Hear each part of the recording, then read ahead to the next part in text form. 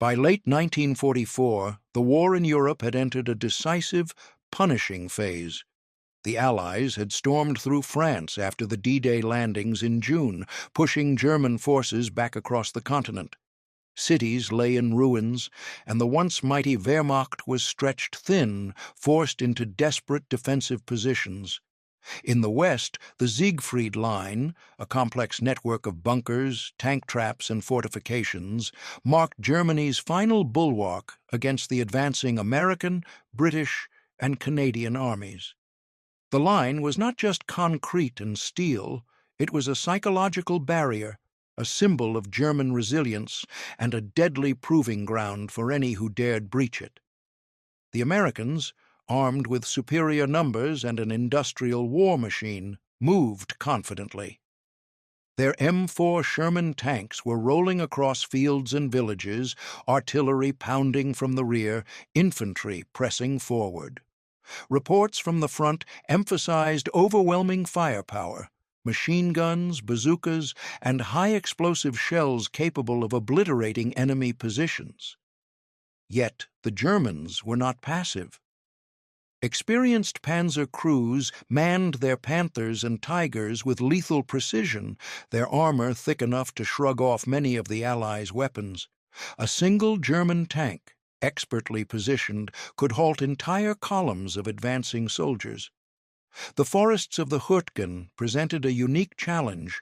Dense, narrow, and muddy, they were unlike the open fields where American doctrine excelled.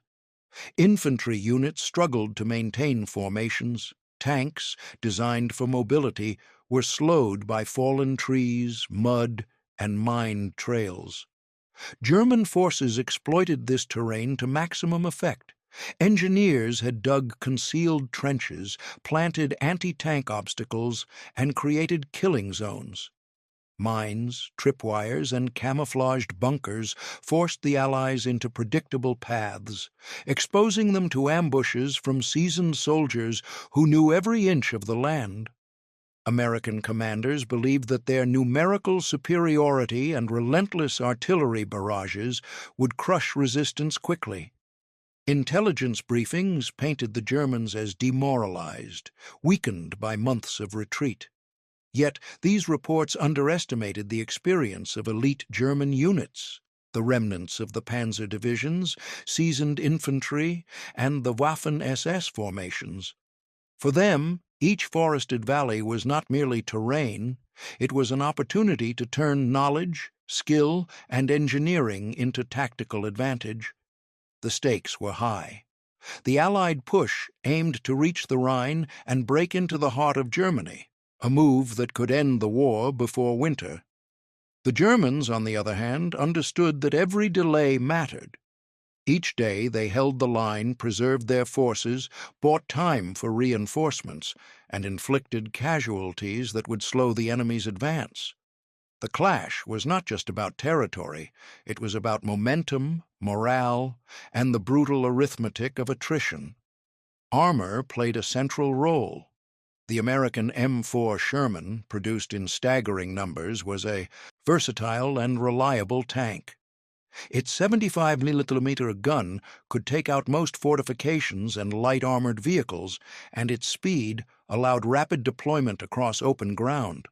But against the Panther, with its sloped frontal armor and high-velocity 75mm gun, or the Tiger, whose 88mm cannon could destroy a Sherman at over a kilometer, the advantage was less certain.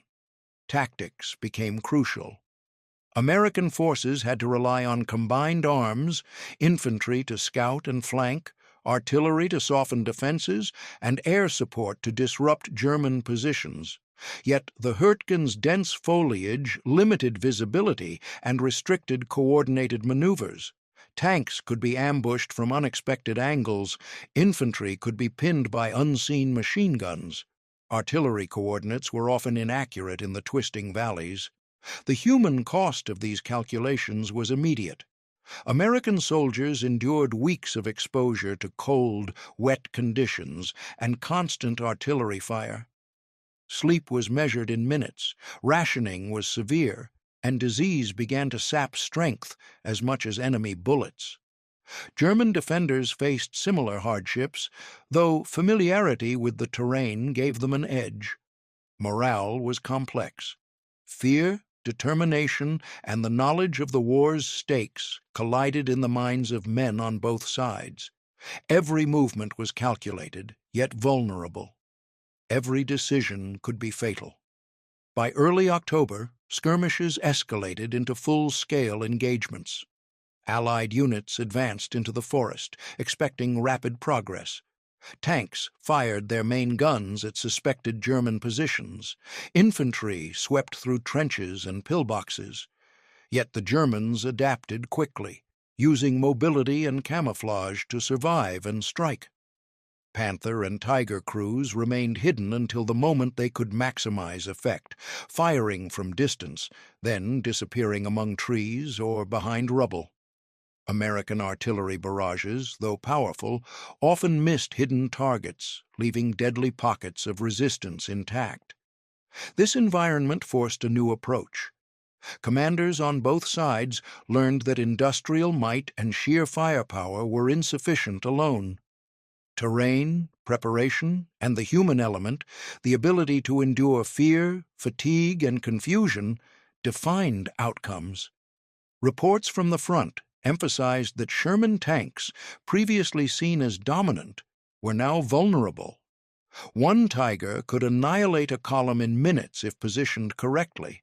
American officers began stressing reconnaissance, careful planning, and coordinated assaults. Every advance became a negotiation between calculated aggression and the lethal uncertainty of the forest. As the Allies pushed deeper, they encountered something unexpected. The German forces, while outnumbered and resource-strained, had not collapsed. They had learned to exploit every weakness. From hidden observation points, sharpshooters targeted officers, slowing communication. Mines and traps disabled tanks. Ambushes inflicted significant casualties.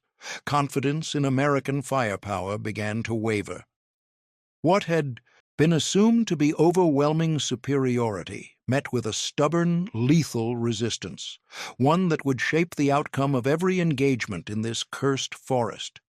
This clash of technology, strategy, and human will set the stage for a confrontation that would reveal both the power and the limits of American armor. The battle to come would not just test machines and weapons, but the resolve, courage, and ingenuity of the men who wielded them. The forest tested men in ways no open battlefield could. For the infantry, every step carried uncertainty. Mud sucked at boots, low-hanging branches scratched faces, the scent of decay and smoke hung thick. Soldiers moved cautiously, scanning for signs of ambush. A sudden crack, a shadow among the trees, could mean death. Letters from home were tucked into breast pockets, yet few had time to read them. The human cost was relentless. Exhaustion, hunger, and fear gnawed at every advance. Even veteran units found themselves hesitant, learning that courage alone could not replace preparation or awareness. Soldiers shared fleeting glances of understanding. Comradeship forged under fire, a silent acknowledgement that survival depended on trust as much as skill. Tactically, the Hurtgen demanded innovation. Traditional armored advances faltered. Tanks, once the spearhead of assault, became vulnerable in narrow, twisting valleys. Sherman crews adapted by using infantry to probe ahead, engineers to clear obstacles, and coordinated artillery strikes to suppress hidden positions. Commanders learned to stagger units, creating overlapping fields of fire while maintaining flexibility. Yet the Germans countered with patience and precision. Panther and Tiger units exploited every elevation and concealed ravine. A single well-placed shot could immobilize a tank, leaving infantry exposed. Each encounter became a deadly chess match, with terrain dictating strategy and forcing rapid adaptation. Leadership decisions carried immense weight. American officers faced a dual challenge: maintain momentum while minimizing casualties. Orders were often based on incomplete intelligence, requiring judgment under extreme pressure. Some commanders insisted on aggressive advances, believing in overwhelming firepower.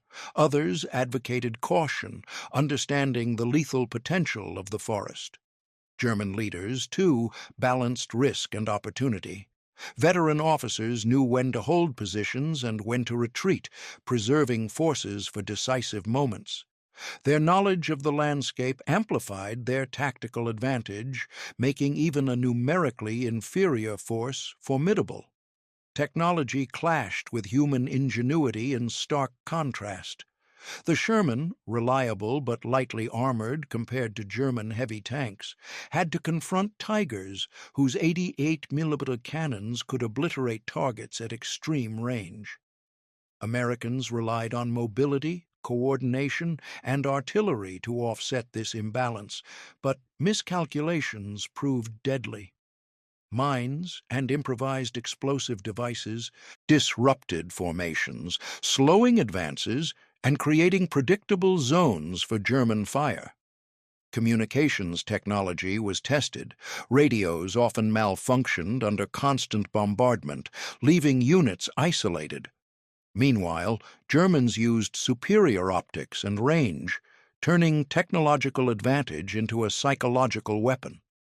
The whine of a Panther's engine became a harbinger of sudden devastation, a sound that chilled even seasoned soldiers.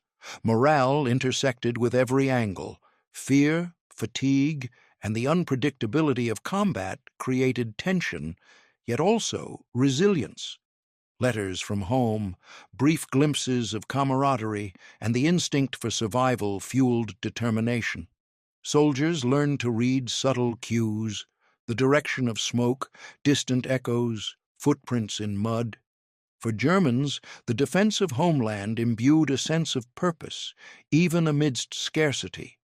For Americans, belief in the larger objective, the liberation of Europe and the end of Nazism, provided mental armor. Both sides confronted a paradox. The more lethal the environment, the more intense the focus and cohesion required. Leadership extended beyond strategy. It was also profoundly personal.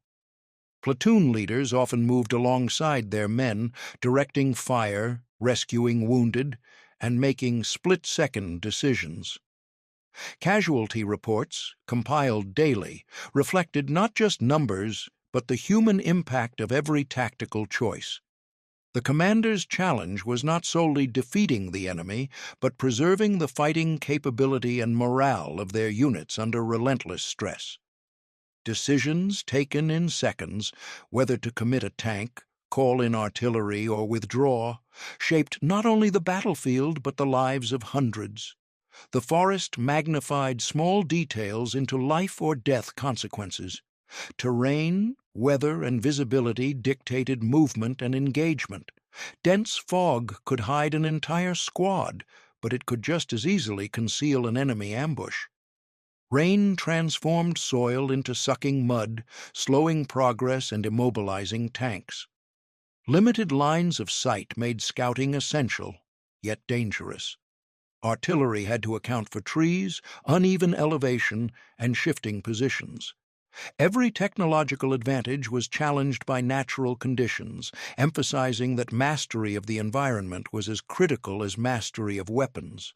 From a human perspective, ingenuity often determined survival. Improvised camouflage, silent signals, and coordinated flanking maneuvers allowed units to overcome numerical or technological disadvantages. Soldiers adapted to shortages of ammunition, limited rations, and continuous exposure to fire. Engineers constructed makeshift bridges, cleared minefields, and repaired immobilized vehicles under constant threat. Every action was a delicate balance between initiative and adherence to orders, between risk and necessity. Through these angles, a clear picture emerges. The battle was not solely a contest of machines or strategy, but a convergence of human endurance, tactical intelligence, leadership, and technology. The Sherman, the Panther, the Tiger, They were tools within a complex human ecosystem, influenced by terrain, morale, and command. Decisions, both small and monumental, rippled outward, shaping outcomes and exposing vulnerabilities. The culmination of these angles, the human grit, tactical adaptation, technological duels, and leadership choices, would converge in the decisive moments of the Hurtgen. Here, the clash would reveal not only the strengths, but also the limits of American firepower, setting the stage for the confrontation that would define the forest and its legacy. November 1944, the Hurtgen Forest had become a cage, twisting and confining American forces as they pushed deeper into enemy territory.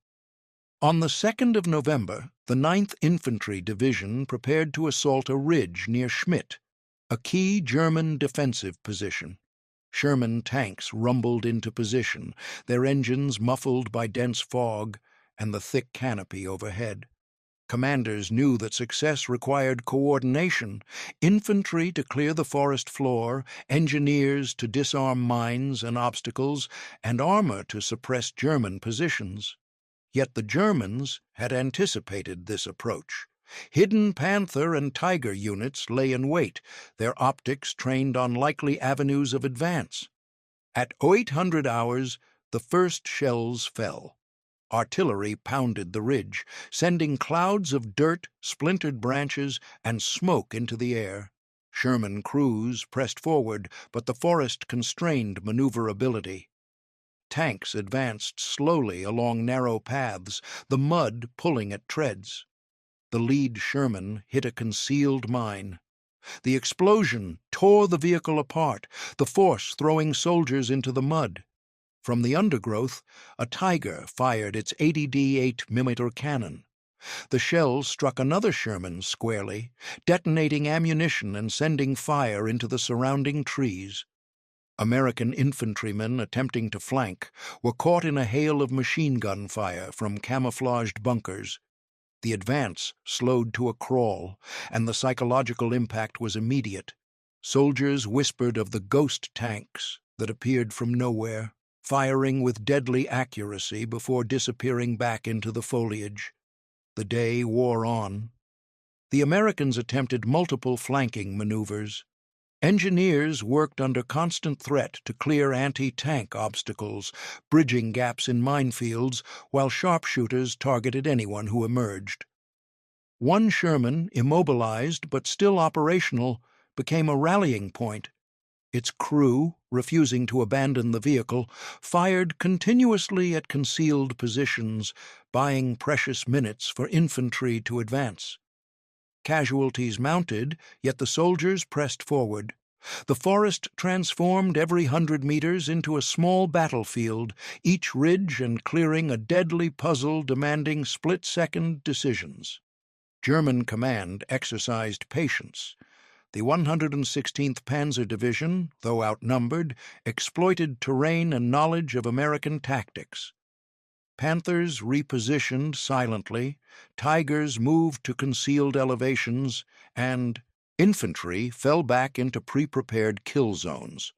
When American tanks attempted concentrated fire, Germans withdrew, only to strike from unexpected angles. One instance saw a Sherman platoon encircle a seemingly open clearing, only to be pinned down by crossfire from multiple directions. Observation posts relayed every movement to German artillery, which adjusted fire with devastating precision. By late afternoon, American officers recognized the cost of frontal assaults. The forest neutralized firepower, leaving raw endurance and ingenuity as the primary weapons. Technological limits became painfully clear. Sherman guns, effective against lighter vehicles, struggled against sloped Panther armor.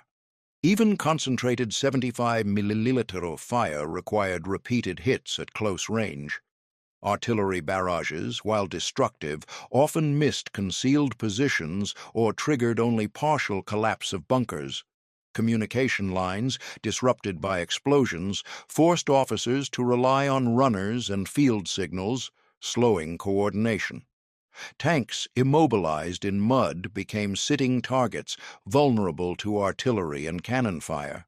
The Hurtgen had transformed from a forest into a mechanical and human crucible, revealing vulnerabilities in both men and machines. Despite the setbacks, American ingenuity persisted.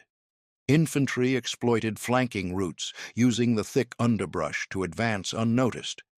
Engineers cleared paths under cover of smoke, and temporary bridges allowed immobilized Shermans to rejoin combat. Coordinated attacks, although costly, gradually began to suppress German positions.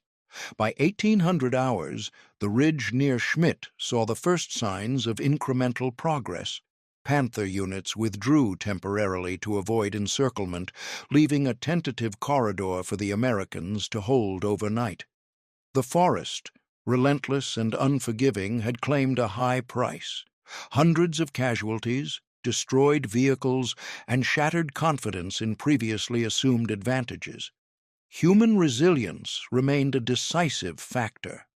Soldiers wrote letters in the mud, exchanged whispered encouragements, and improvised medical care for the wounded under fire. Commanders made on-the-spot tactical choices, sometimes risking lives to maintain momentum. German defenders, while skilled, were forced to expend ammunition and manpower in repeated engagements, understanding that attrition could eventually tip the scales. Every decision was measured against survival, effectiveness, and the potential to change the course of the forested battle. By nightfall, the Hurtgen forest was a tableau of devastation. Trees splintered like matchsticks, earth scarred by explosions, and smoke drifting through the valleys created a surreal, almost otherworldly atmosphere. Sherman tanks, battered but intact, stood as testaments to engineering and human perseverance. German armor, though superior individually, faced the relentless pressure of sustained assault. The day had revealed a stark reality. Overwhelming firepower could be neutralized by terrain, preparation, and tactical acumen. American forces had survived, learned, and adapted, but the cost had been immense. This turning point exposed the limits of previously assumed dominance.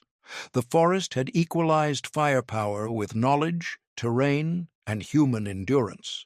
What followed next would determine not just the outcome of the ridge near Schmidt, but also the broader implications for American armored warfare and the evolving strategies of the Western Front. By December 1944, the Hurtgen Forest had exacted a heavy toll. American forces, despite superior numbers and industrial firepower, faced staggering losses.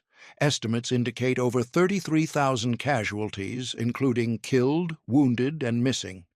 German defenders, though fewer in number, inflicted these losses with tactical precision, exploiting terrain and armored advantage. Panthers and tigers, once thought invincible yet isolated in forested combat, proved capable of devastating small units, but attrition slowly wore down crews and mechanical reliability. Each engagement demonstrated that superior firepower alone could not guarantee victory. The physical landscape mirrored the human cost. Entire swaths of forest were reduced to splintered trunks and mud-choked craters. Villages like Schmidt and Hurtgen were heavily damaged, civilian populations displaced, and supply lines disrupted. The logistical strain on both sides was immense. American engineers struggled to maintain roads for tanks and artillery, while Germans faced shortages of fuel, ammunition, and reinforcements. Even when the Allies secured minor gains, maintaining control proved costly and complex. Strategically, the battle revealed critical lessons. American commanders recognized the limitations of armored dominance in restrictive terrain. The need for combined arms coordination, integrating infantry, engineers, artillery, and armor, became starkly apparent. Tactical doctrines shifted. Frontal assaults were tempered by reconnaissance, flanking maneuvers prioritized, and artillery adjusted to account for forest concealment. The Germans, conversely, validated the effectiveness of terrain, fortifications, and well-trained crews against numerically superior opponents. Their success in delaying the American advance bought time for redeployment along the Rhine, influencing the subsequent Battle of the Bulge in December. Psychologically, the Hurtgen left lasting marks. For American soldiers, initial confidence in industrial superiority gave way to sobering awareness of vulnerability. Letters and memoirs from veterans describe fear intertwined with resilience. The hum of a tank engine, the crack of distant artillery, and the ever-present uncertainty of ambush became part of daily life. German defenders, aware of the relentless pressure, faced constant tension. Victories were tactical and temporary, with each engagement consuming precious manpower and resources. Yet their ability to inflict disproportionate damage boosted morale and delayed Allied operations significantly. Reports and historical accounts reinforce the intensity of the battle. General Courtney Hodges, commanding U.S. First Army, later described Hurtgen as an exhausting, relentless engagement where terrain, weather, and determined opposition challenged everything we had learned about armored warfare. German records corroborate this, noting that Panther and Tiger crews performed heroically under impossible conditions, leveraging terrain knowledge to maximize impact despite limited numbers. The aftermath extended beyond immediate casualties. Lessons from the forest influenced armored doctrine for the remainder of the war. Sherman crews learned to prioritize scouting, positioning, and coordination over reliance on firepower alone. Infantry training incorporated forested terrain tactics, combined arms integration, and the psychological demands of continuous engagement. For the Germans, the battle validated defensive doctrine and highlighted the importance of elite crews and terrain familiarity, even in the face of overwhelming material disadvantage. The Hurtgen Forest, often overshadowed by larger campaigns, became a crucible of adaptation, endurance, and strategic insight. Its consequences rippled through subsequent operations, shaping both sides' understanding of how terrain, technology, and human determination intersected on the battlefield. The clash had been costly, brutal, and transformative, leaving an indelible mark on the soldiers who endured it and the commanders who sought to master it. The Hurtgen Forest stands as a testament to the complexity of war. Here, machines of steel met human ingenuity, terrain dictated strategy, and courage was measured in moments of split-second decision. The battle demonstrated that industrial might, no matter how overwhelming, could be neutralized by preparation, knowledge, and adaptability. Sherman tanks, once symbols of unstoppable American firepower, faced their limits against Panthers and Tigers expertly deployed in constraining terrain. Yet, even in defeat or partial setbacks, soldiers and commanders learned, adapted, and endured, lessons that shaped the course of the Western Front. Beyond tactics and technology, the forest revealed the profound resilience of individuals. Men confronted fear, exhaustion, and loss while continuing to press forward. Bonds of trust, the instinct for survival, and fleeting moments of courage became as decisive as any weapon. The war's machinery was relentless, yet the human spirit, framed by determination, ingenuity, and moral resolve, proved equally vital. In a broader sense, Hurtgen underscores a timeless truth of warfare. Victory is rarely absolute, and supremacy in numbers or firepower is never guaranteed. Terrain, leadership, human endurance, and adaptability can redefine outcomes, even against formidable odds.